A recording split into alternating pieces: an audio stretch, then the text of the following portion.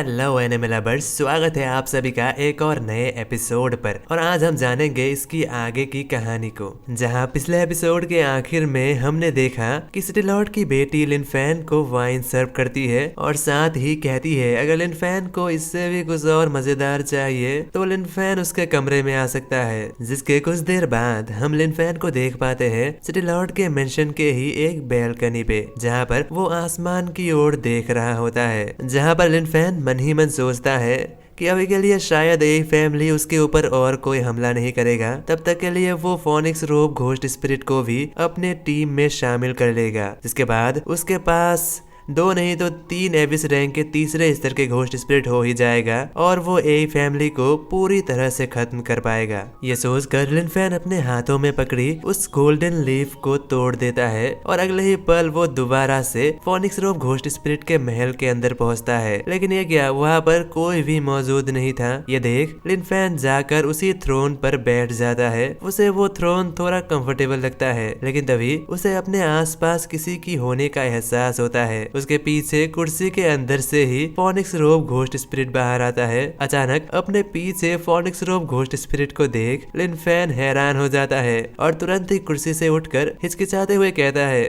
तुम कब वापस आ गए? और दरअसल ये थोड़ा कंफर्टेबल था। और तुरंत ही लिनफेन बात बदल कर कहता है तुम्हारा बहुत बहुत शुक्रिया हमारी मदद करने के लिए। क्या मैं तुम्हारी और कोई मदद कर सकता हूँ? लेकिन वही पर लिनफेन मन ही मन कुछ और ही सोच रहा होता है। वो सोचता है कि अगला मिशन आ क्यों नहीं रहा। वही पर लिनफेन को इस तरह देख फोनिक्स रोब घोस्ट स्पिरिट के चेहरे पर हल्की सी मुस्कुराहट आती है, जहाँ पर फोनिक्स रोब घोस्ट स्पिरिट कंट्रोलर निकाल लेता है, जिससे वो उस पूरी कैसल को कंट्रोल करती है। उसे कंट्रोल करके कहीं और ले जाने लगता है, जहाँ लिनफेन मन ही मन सोचता है आखिर इस बार कहाँ जा रहे हैं। जिसके कुछ देर बाद उस कैसल को लेकर एक खंडहर नुमा जगह पहुँचता है, जिसके बाद दोनों उस खंडहर के पास पहुँचता है। वहाँ पर पहुँचकर लिनफेन सवाल पूछता है कि ये कौन सी जगह है। लेकिन वहीं पर फोनिक्स रोब घोस्ट स्पिरिट अपने पास से एक मिरर निकाल लेती है। चांद की रोशनी उस मिरर पे रिफ्लेक्ट होकर सामने वाली खंडहर पे पड़ती है। चांद की रोशनी पड़ते ही सामने का नजारा पूरी तरह से बदल जाता है। सामने एक शहर होता है जहाँ पर बहुत से लोग भी होते हैं। जिसके अगले ही पल लिनफेन को सिस्टम की ओर से एक मिशन मिलता है, जहाँ मिशन के तौर पर उसे इस शहर में घुसना है और वहाँ से उसे एक मोती लाना है जिसका नाम है नाइट लाइट पर्ल। जहां मिशन रिवॉर्ड के तौर पर उसे फोनिक्स रोब घोस्ट स्पिरिट की ओर से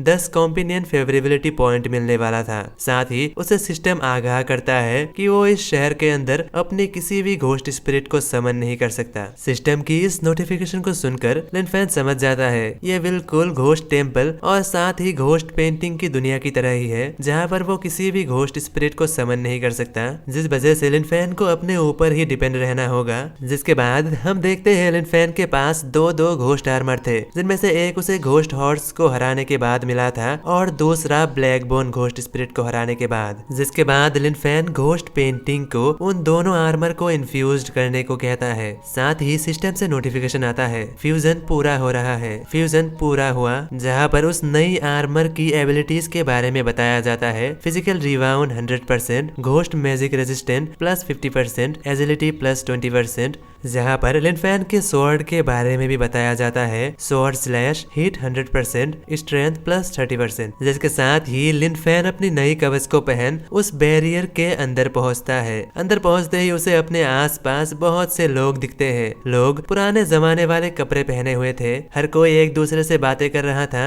और बहुत ज्यादा खुशनुमा माहौल था। वहीं पर लिनफेन के पास ही 2 मोटे शख्स एक दूसरे से बातें करता है। उनमें से एक कहता है आज महारानी की राज्याभिषेक होगा, जल्दी चलो कहीं हम लेट ना हो जाए। उन दोनों की बातें सुन लिनफेन खुद से ही सवाल पूछता है क्या ये फोनिक्स रोब घोस्ट स्पिरिट के बारे में है? क्या उसका कोई राज्याभिषेक वगैरह हो रहा है? जिसके बाद लिनफेन आगे जानने के लिए उन दोनों मोटे आदमी के पीछे पीछे इंपीरियल पैलेस पहुंचता है। लेकिन वहीं पर लिनफेन के पास कोई गिफ्ट ना होने पर उसे गेट पर ही गार्ड द्वारा रोक दिया जाता है। जिसके बाद लिनफेन देखता है कि पैलेस के अंदर जाने के लिए कुछ ना कुछ गिफ्ट देना होता है, जहाँ पर पर लिनफेन अपने पास से एक टॉर्च निकाल लेता है और उसे देते हुए कहता है, क्या ये चलेगा? वहीं पर लिनफेन को दोबारा खाली हाथ देख गार्ड गुस्से में कहता है, क्या तुम मजाक कर रहे हो? तुम्हारे हाथ में तो कुछ भी नहीं है। ये सुनकर लिनफेन को समझ आ जाता है क्योंकि ये एक घोस्ट रिल्म है, यहाँ पर बाहरी दुनिया का कुछ भी दिखाई नहीं देगा। ये सोचकर लिनफेन अपने पास से दूसरा गिफ्ट निकालता है। मुझे माफ कीजिएगा, दरअसल ये रहा गिफ्ट। जहाँ पर लिनफेन एक कपड़े का टुकड़ा निकालता है जो कि उसने घोस्ट कार्निवल से खरीदा था। जिसके बाद लिनफेन को अंदर जाने का मौका मिलता है।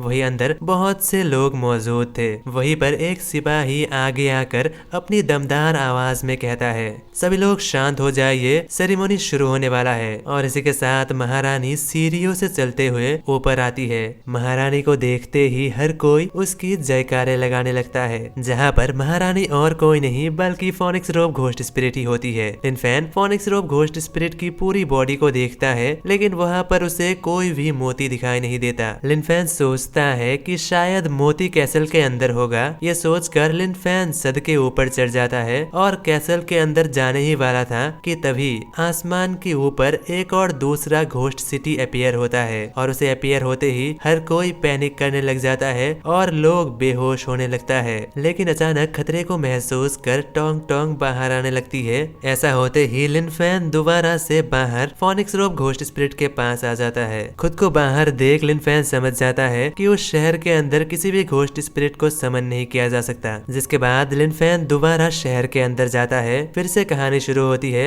और सब कुछ पिछली बार की तरह ही होता है। लेकिन लिनफेन इस बार देर न करके पूरे महल में उस मोती को ढूंढता है। जिसके 1 घंटे बाद हम लिनफेन को देखते हैं जो कि खजाने वाले कमरे में होता है। वो उस मोती को अभी भी ढूंढ रहा होता है लेकिन उसे कहीं नहीं मिलता। उसी वक्त घोस्ट सिटी दोबारा अपीयर होता है और अगले ही पल लिनफेन दोबारा से बाहर पहुंच जाता है। अपने सामने फोनिक्स रोब घोस्ट स्पिरिट को देख लिनफेन शर्मा कर कहता है कि वो दोबारा फेल हो गया। जहाँ पर लिनफेन की बातें सुनने के बाद भी फोनिक्स रोब घोस्ट स्पिरिट लिनफेन की ओर ही देख रही होती है। सिस्टम से अचानक नोटिफिकेशन आता है, होस्ट आपने फोनिक्स रोब घोस्ट स्पिरिट की तरफ से एक कॉम्पिनियन फेवरेबिलिटी पॉइंट खो दिया है। ये सुनकर लिनफेन चिल्ते हुए कहता है, आखिर एक ऐसी बात हो गई। इसके बाद लिनफेन दोबारा से शहर के अंदर पहुंचता है और इस बार लिनफेन सब कुछ चेक करता है, गिफ्ट से लेकर बाकी सभी चीजें। लेकिन तभी भी लिनफेन को कुछ भी नहीं दिखता। लेकिन तभी लिनफेन की नजर VIP लाउंज में पड़ता है जहाँ पर उसकी नजर एक बक्से पे पड़ता है और वो पास से ही एक कंकर उठाकर उसकी ओर फेंकता है।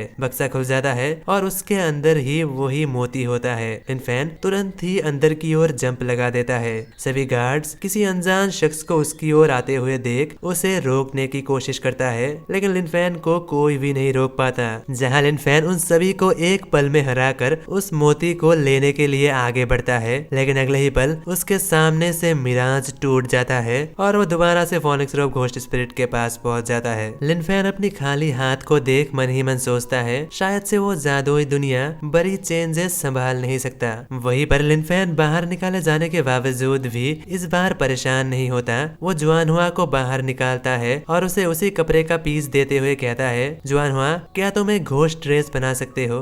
जिसके अगले ही पल वेडिंग ड्रेस घोस्ट स्पिरिट उस कपड़े को काटती है और वहीं पर जुआनहुआ अपनी घोस्ट ब्रश की मदद से उसके ऊपर इंसेंटमेंट करती है जिसके कुछ ही पल में वो कपड़ा बन के तैयार हो जाती है। इसके साथ ही लिनफेन के सिस्टम से नोटिफिकेशन आती है, एडवांस घोस्ट क्लॉथ तैयार हो चुका है। उसका शील्ड 76%, इल्यूजन 89% और डिफेंस 33% होता है। जिसके कुछ देर बाद हम लिनफेन को जादुई दुनिया में दोबारा देख पाते हैं। लेकिन ये क्या, लिनफेन ने तो किसी लड़की के कपड़े पहनी हुई थी। लिनफेन मन ही मन सोचता है ये कुछ अजीब है, शायद से जुआनहुआ ने ये खुद के लिए बनाया होगा। जिसके बाद लिनफेन उन गार्ड्स के सामने जाकर खड़ा हो जाता है लेकिन लिनफेन को कोई भी नोटिस नहीं करता। जिसके बाद लिनफेन उस मोती को एक नौकरानी के पास देखता है लेकिन इस बार लिनफेन किसी तरह का जल्दबाजी नहीं करता। उसे जानना था कि नौकरानी ये मोती कहाँ ले जा रही है। जिसके बाद वो नौकरानी उस मोती को लेकर दूसरी नौकरानी को देते हुए कहती है, लॉर्ड यून ने ये मोती भेजा है।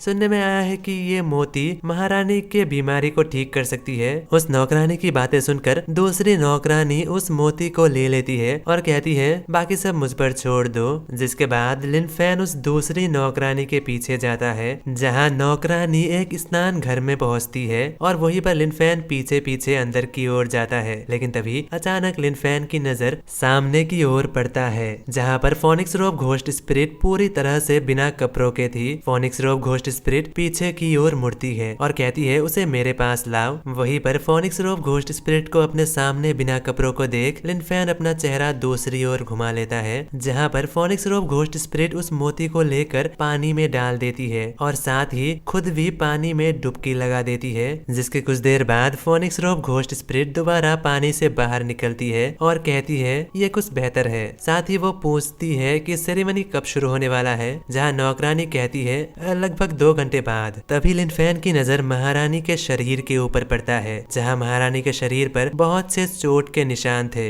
भले ही वो पुराने हो चुके थे लेकिन साफ साफ दिखाई दे रहे थे। तो आखिर महारानी के शरीर पर इतने चोट के निशान क्यों है? क्या उनको किसी ने टॉर्चर किया था? तो इसके अगले एपिसोड में हम जानेंगे महारानी की दर्द भरी अतीत के बारे में। तो मैं मिलता हूँ अगले किसी वीडियो के साथ, तब तक के लिए बाय बाय।